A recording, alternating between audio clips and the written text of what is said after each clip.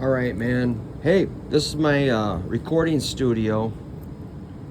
Basically, the heart of it is a computer. It's a Mac Tower. The drums go into this Focusrite 8-channel preamp. And I also might record bass through this Golden Age. These are like 1073 preamps. There's two of them. Then I got these LA 610s from Universal Audio. I run my guitars through that. So drums through this thing, bass through this thing, guitars through that. And there's my headphone amp. And here's my 16-channel Universal Audio interface. So I use Reaper, sorry. Here's my old studio stuff, the Alesis HD24s. These are 24-channel hard drive recorders. I love them. I used to mix down to these Alesis Masterlink machines. So that stuff all needs to go. So, because I'm using just software now. So I use these heads, these basement heads. Here's a 66, 64, I think that's a 62. These usually use the 66. The output goes into this torpedo, 2 notes torpedo. It's like a load box cabinet simulator. That goes directly into one of these LA 610s, or I use microphones. Here's my old studio, the Tascam 234 4-track cassette machine. All basic stuff, you know. Here's my Event 2020 speakers. There's my screen and keyboard, mouse. There's a few guitars I might use. So my point of this video is most records can be made in a basement. You don't really need the big studio.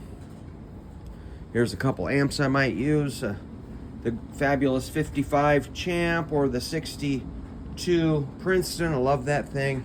Here's my old studio monitors. I just use those to listen to stuff. Here's like my stage amp, a deluxe extra cabinet just for fun. Over here we got a AC30 lurking in the corner. That's a 64. This is from band practice the other night. A little Pathfinder reverb unit. Got my drums all set up with a nice hail kick drum, bass drum. Everything's mic'd up pretty good. Nothing too shocking here. Got some overheads going on. But look at the ceiling, man. That's janky. Look at all that ventilation. Resonant metal crap. This is like a little side mic. So my point is, you can make a record in your basement. And the comparison I'm going to make is to the Rolling Stones' Exile on Main Street, which was recorded in a basement at Keith's rental house in southern France. And that's one of the greatest albums of all time, recorded in a basement. They probably didn't have this much like sound deadening stuff. I've got these panels like a bass trap and these panels with insulation in them. I don't know if those do me any good, but I just left it kind of messy the way it is. And again, we had band practice the other night. That was my amp. Luke on drums, Ian over here on guitar. Trevor sat here and played his bass through the AC30. So whatever you got, just use it. Don't worry about going to a big studio.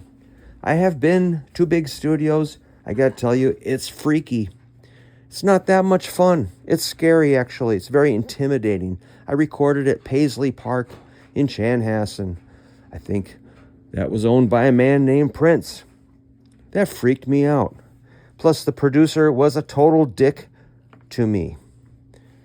Like, we recorded, went in at 10 p.m., to save money, record all night, drink coffee. We couldn't even get a good drum take. And at 4 in the morning, the guy goes, okay, man, time to overdub your solo. And I'm like, what? Okay. And I did the solo. I've been playing on the song at pre-production and band rehearsal for months. The producer heard me do it. And he's like, yeah, we're going to change that. So he goes, this is what you're going to play. And he hummed this big, weird melody, like a counter melody, way outside of what I would normally play. And I had to learn it right on the spot, like at 4 in the morning. And it took forever. And we had to punch in like most of it. It was absolutely horrifying. Then he goes, now you're going to do a harmony. I'm like, what's a harmony? So then he sang this insane counter melody. There was a harmony that took me another 2 hours to punch in. I don't know. Somehow, I think we got out of there at 7 in the morning. And I was just like, gosh, this sucks.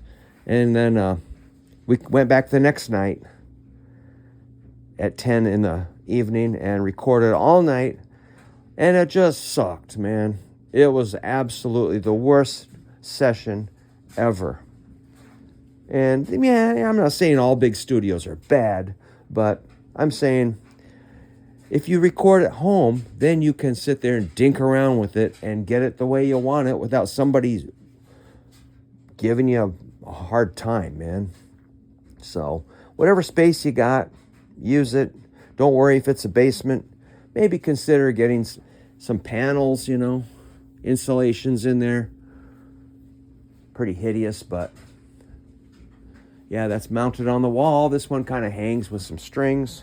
This is a thicker kind of a bass trap.